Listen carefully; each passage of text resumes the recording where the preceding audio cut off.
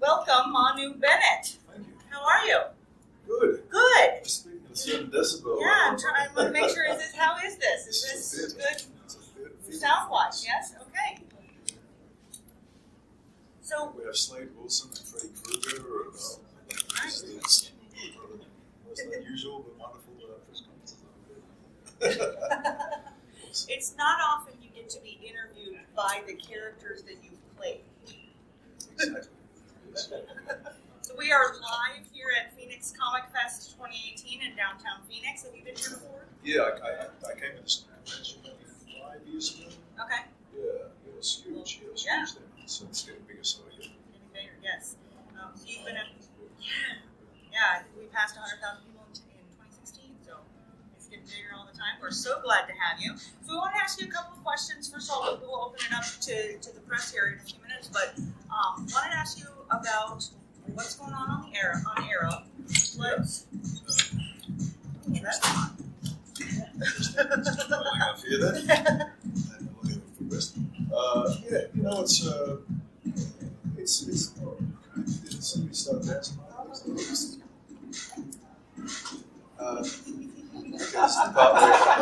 Right? Well, some guys like this. Those aren't Arrow. You can rap.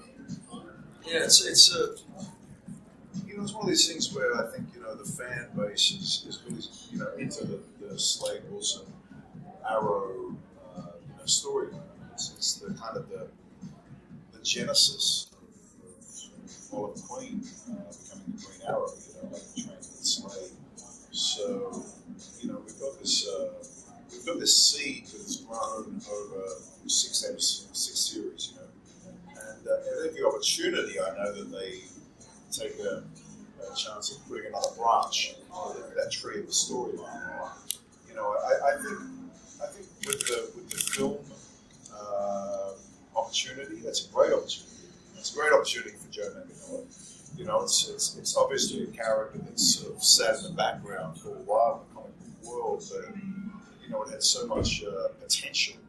I mean, as an actor, being able to play the multi-dimensional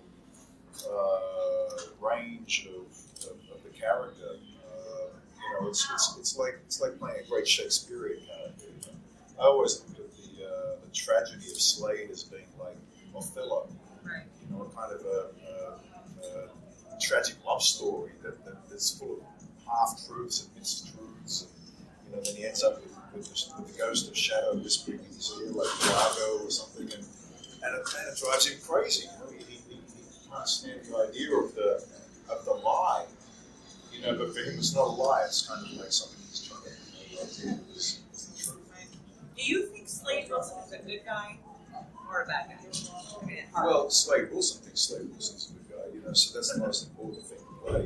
You know, I mean, I mean, there's you know, an actor always has the choice of playing what they think the audience wants, or playing what you think out of the integrity as an actor to play the emotional range of a character, whether it be light or dark, to find the truth. You know, and my whole effort with Slade was if he was in pain, there's a reason for that, to play that truth. You know, I mean, I remember the moment where the script arrived that I was going to kill Oliver's mother, and I thought they're going to paint him black, and he's going to remain black, and there's going to be no way out of that blackness, and this is where the character will die of the series, as far as any integrity of the character. And I was very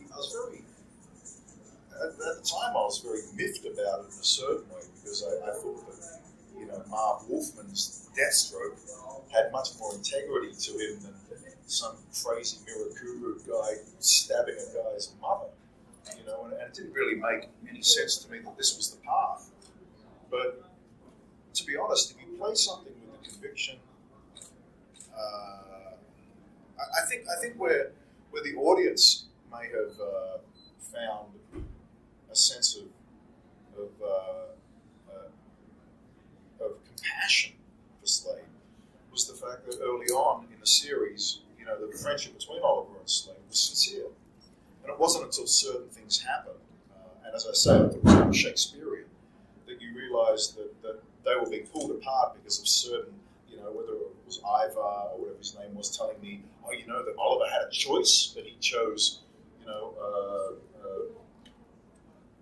Canary over Shadow. Right. And Slade is like now also got Mirakuru in his blood and kind of like, and so essentially it was a mistake. It was that kind of a thing. So, and then I remember, playing the moment with the actress who played Oliver's mother, who on the night performed, above and beyond the task. There was a moment I think she turned around and it wasn't even in the script. And I thought to myself, oh my God, if you say that, it's going to make me even worse. Because she turned around and she said, "Close your eyes, my babies." Because she knew this monster was going to skewer her. But at the time, I remember sort of being in this element of this wonderful truth sort of being played by Steve was on the ground. Thea was next to him. They knew they couldn't overcome Slade in that moment. And there was their mother who was offering herself in that moment. And I remember being in that moment and it was kind of like almost like a samurai moment, was the way that I envisaged it, was that when you get to a point of where nothing matters but honor, then at this point, this kind of truth becomes about life or death and whatnot. It's always there in the background of wars and things like this, collateral damage and things that somehow dismiss lives and the importance of lives. There's a moment where that next step is taken. And, I remember saying to her, it's a shame that you are not that your son doesn't have the honor that you have, or something. It's a line like this. And it was like I addressed her as in this warrior sense, and then went like this, and kind of it was a... And I thought the next convention that I'm going to go at, women are going to, like, scream at me and go, like, you are the most evil villain of all villains, right? Because of this situation. And I feared for that, actually. But what I didn't, at the time, invest in was the fact that I knew that the audience had bought Slade earlier than this in a certain way. And that, like when you read a Shakespeare, when you read an Othello thing, it's not like you're going, Othello, how did you kill, that person, and Desdemona, and all this sort of thing. You think, like, what a tragedy, So I was, I think that when the audience saw this happen, and when I did go to my next convention, a woman came up to me and she had this look on her face, and I thought, oh my God, she's going to hit me. She walked up to my table and she said, "Manu, what you did to Moira was despicable. But I still like Slade." still something. And I think it's just because, like it is that, exactly. It's a bit of a tragedy story. I think there were moments where they didn't know where the audience's allegiances were and whether they wanted to push it this way or that. So I remember that one episode, like I think it was the final episode of season 2, where I was fully fledged Deathstroke fighting Oliver on the roof. And there was a line they changed right at the last minute. And when it popped up in the script, I was like, come on, guys. And it was like, they made me say, it wasn't the Mirakuru that made me hate you. I always hated you. And I always thought that line was a little bit it was inaccurate. You could not give any legitimacy to the original storyline by delivering that line. And I delivered it. And I guess what they wanted was instead of like Oliver being able to accept, say, Roy Harper, and say, Roy, you're still a good person underneath this Mirakuru. You could have said the same thing to Slade. But they wanted to have their definitive bad enemy, antagonist and protagonist. Yeah, you know what I mean? So they made some definitions about that. Now, at the end of the day, I'm always in there as an actor going like, what up, guys? This and that. And I always try to defend myself in that regard because I always go for the truth. And the truth seems to miss itself in terms of just the integrity of storyline, telling a story that makes sense.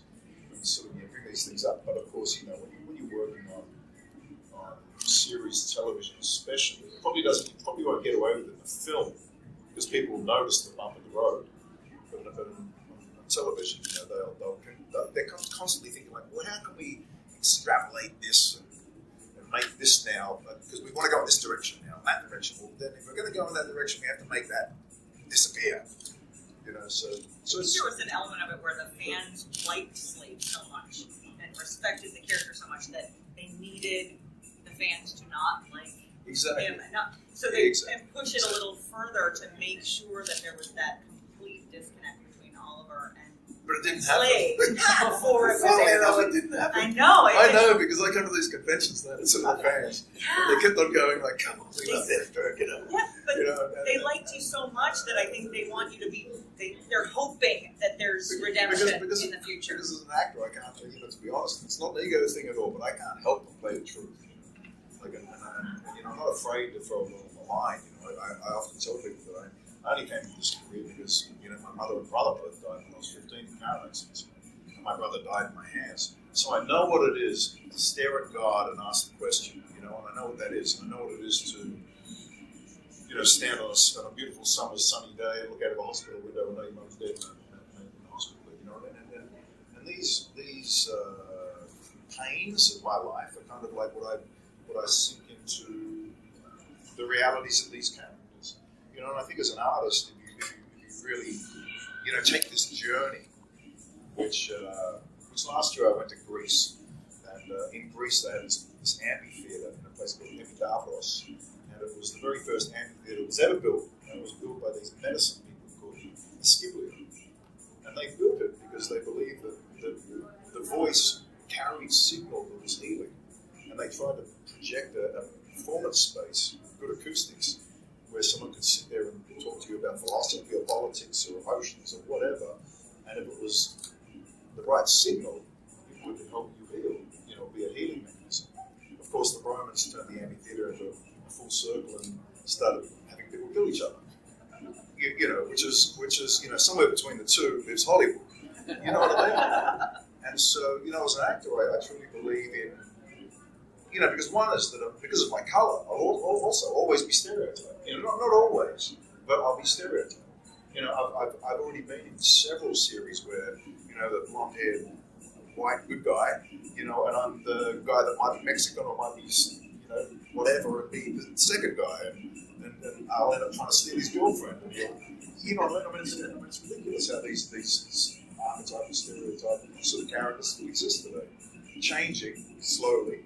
But this is so. Whenever I'm in these roles, I have the responsibility of one, playing that stereotype, which usually paints me as not the hero. But if I play it honestly, you play all the layers and build some stuff, and somehow it's a healing mechanism as well. Even if you're killing somebody's mother, and that's not easy. It's not easy, but you've got to invest all the real tones throughout the whole performance, so that when something like that happens, they go like. And even though the producers are pushing to cut the line between good guy and bad guy, because we want the hero, and we want if you invested enough time in actually playing the truth, playing great underlying, things that bend anybody, any human being is bendable. Crixus, the bottom of Crixus. When I woke up in my hospital bed after my mother had died, from this car accident, the person who was standing next to my hospital bed was my worst enemy. The guy who was my enemy from school, right? He was a guy called Matthew Sisley. He had a really mullet haircut and wore like death metal shirts and was really angry all the time. And I had a beautiful mother and a talented father, and I was I had wore gel in my hair and loved fashion, clothing. And, to me, this guy looked at me and I kind of had it all. I had like stuff going on, and I didn't know this, right? But he was just an angry guy, as far as I could see. I didn't try to find out what was going on or anything like that. It's just that when he walked up to me and said, "I don't like you," I was like, "Well, I don't like you," like Spartacus, like Crixus and Spartacus, And when I started playing Spartacus, I had an absolute objective to have the audience hate me, completely hate me.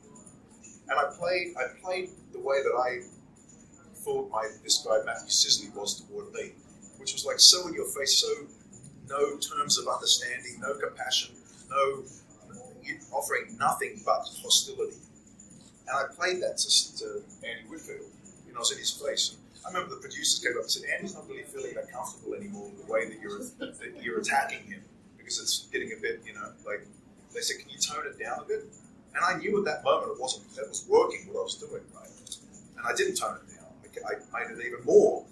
They sort of did the same on Arrow a little bit. But and then at one time the producer came up to me and he said, Manu, nobody likes Crixus. We're getting letters now from fans saying, kill him off. And he said, in the next episode, you're going to meet Navia. We need a love story. Nobody's going to care about this love story because they think you're an asshole. And I said, please, let me take them on this journey, please, because I know this story. I know what it's like to hate somebody. And when that hate is shifted over here, that's the biggest transformation that can happen in anybody's life, with anybody you can know. If it's somebody that you hate and you end up loving them because of the healing mechanism, that's what art is always about. I believe that's what art should always be about. Is trying to always prove that in the grey matter, we can move mountains as humans, and like all of a sudden I went from this vicious guy to like having these scenes where Navia was standing on the other side of the bars and I was Crixus, but just all of a sudden my fingers are going through trying to touch this woman, and then all the onion starts to unpeel. And if anything, this is what I really like about television drama and the characters that I've got to play, because they allow me this long time to slowly change and reveal layers of character and build layers, And I think that when I work with writers and I put in the drama that I put in as an actor, they see it and they know, what, we can throw him all the way over there, then we can bring him all the way back over here. Now, what happened recently in Arrow was testament to that, because I mean there'd been this sort of mention of me not being happy with the storyline or whatever like this, which came from a few comments that I made on stage at conventions about because I really wanted to defend Deathstroke. I thought it was really necessary to defend him as a character, because and now that Joe Manganiello is bringing him to the screen, you realise, well, if I'd become like this despicable ogre on the television, then it kind of would have sort of, I think it might have, but when I came back on season 6 recently, Mark Guggenheim said, Manu, we're going to do that thing that you've been talking about. We're going to bring the character around, and when Oliver arrives, the Mirakuru is worn off completely. And you've got a son, and he's got a son. And the two of you are going to find healing. And that word for me always, if you're playing a villain, is so important in storytelling. It's the moment that most people forget about when they write modern day stories about villains and heroes. And I think when that goes into society, we tend to teach society that there's good guys and bad guys. And this is something that whenever it's shifted, whenever they make that step to make it, say it was a war film and it was like a German soldier was there and you're going like, it's the, shoot the kids and do all this sort of stuff. That one character who can step out of that, say, German military and meet an American soldier, and the two of them go like, pull out photos out of their wallets and go, here's my children. Here's my children. Who's the guy leading you? Or Eisenhower, or whatever, and Hitler, or whatever. Forget all that stuff they're getting pushed into. Just go back to the people and what the essential meaning of life is. It's you can take a bad guy and allow him still to live and bring it here. And I thought this last sort of element that we got to play on Arrow season 6 and 7 achieved that. And I think the audience did a huge sigh of relief because they kind of wanted to be healed themselves. Yeah. I think they were torn as well. I think so. I think they started out loving you and didn't want to hate you, and they were relieved when they got to again. I, for one, think you did a phenomenal job doing it. We are just about out of time. Manu has some more signings to go to and other appearances to do. I know we didn't get any questions from the audience. Let's do one. Who's got? How many? I wonder, when you were doing research for the role, at what point did you find a surprise with Deathstroke and get excited when you you read Wolfman and Perez's work? Well, you know, when I got the role, I think the next Comic Con that I went to, I asked one of the vendors, who was like one of the big comic book vendors, you know, whether he could get me some of the, you know, the Deathstroke things, and he said I can get every one of them. And so he did. He gave me the whole supply of Deathstroke, right from Teen Titans. George Perez's first image of Deathstroke under the tree, and his sons killed the Teen Titans. You know, Jericho. You know, so there was that right up to the not Tony Daniels hadn't started going. Right. So, but you know, when I looked at those comic books, you know, I could see the type of person that was written by Manu Bennett. You know, once they started the shadow love triangle on the island and the kind of Mirakuru infused kind of Othello kind of thing, you know, then I knew we were going to have to you know, venture out of Marv's kind of guy into a kind of the television program's version of Slade Wilson, but I just always wanted to kind of like not make the I don't know, I guess like the madness irredeemable, because the comic book goes on, you know, and like the movie's now going to come to screen, you know, it'll be interesting to see whether they make Joe stab somebody's mother. It won't happen. It won't happen. They'll just make that Deathstroke, you know, power play now. But you know, it's, you know, even though I say this, like it might sound as though when these things came up, like it was just at the time it was challenging because it brought you new shades, new tones to the character that you had to deal with at the same time reading comic books and trying to stay in that character. You know, but I think there's been Superman ones where there's evil Supermans, and there was even that black Spider-Man. You know, so you just got to inhabit those characters when suddenly you get the next script and it says, okay, you're going all the way over here. You know, so. But it was, you know, it's been a great journey. I think that, you know, I think that when the film's done, you know, there might be space again. You know, I don't think Mark and I mentioned, you know, you have two sons, not just one, in the last episode. Only for that, you know, and that comment was made in the final scene.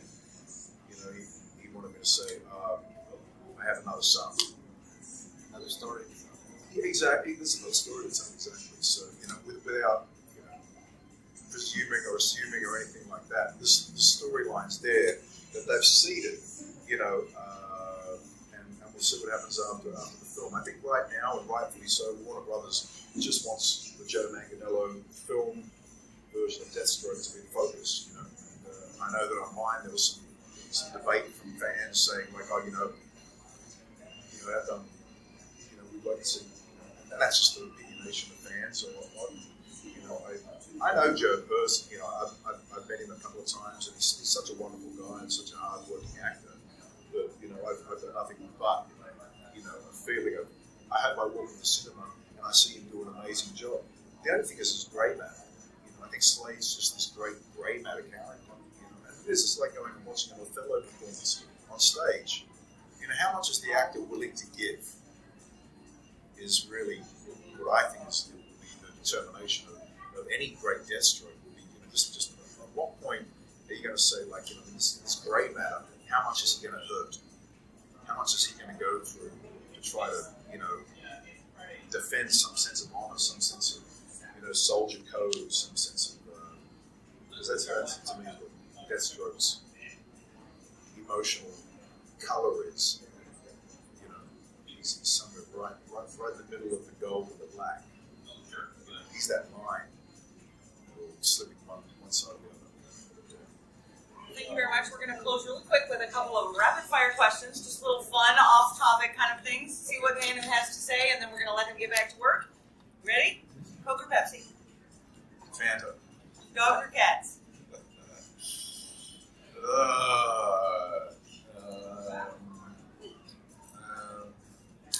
Neither? Why am I stuck No on dogs or cats? Dogs or cats? I love them. I love them. Both. I love them. Coffee or tea? I will say coffee, but I should say tea. Last question, Superman or Batman?